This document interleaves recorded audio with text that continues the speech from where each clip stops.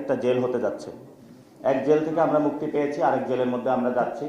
তো নতুন জেলে আপনাদেরকে স্বাগত জানাচ্ছি। আমরা ইনশাল্লাহ আমরা এখানে 18 কোটি মানুষের বড় একটি জেলের মধ্যে রয়েছি।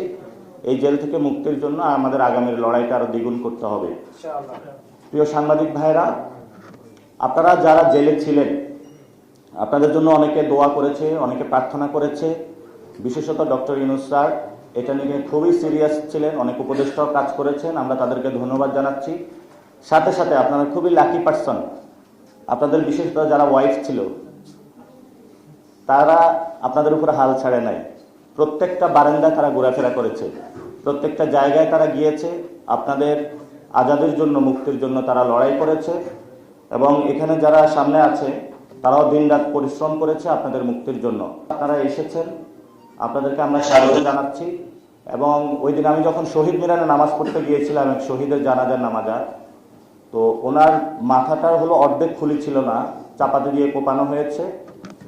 এবং 64 জন ওনার মতো নেই থাইল্যান্ডে আছেন যারা যে কোনো সময় মৃত্যুবরণ করতে পারেন, প্রহর গুনছেন। এবং ওনার ওয়াইফের সাথে কথা হলো, ওনার ওয়াইফ আমাকে জানালো যে তার 3টে সন্তান আছে। এতদিন হসপিটালের বেডে বাচ্চাদেরকে দেখাইতে পারতো যে এটা তোমার বাবা, তো বাচ্চারা বলতো বাবার এই অবস্থা কেন, বাবা কি কথা বলবে না? তো উনি তারপরেও বললো যে আমি তো বাচ্চাদেরকে দেখাইতে পারতেছি, কিন্তু কয়েকদিন পরে তো আমি দেখাইতে পারবো না।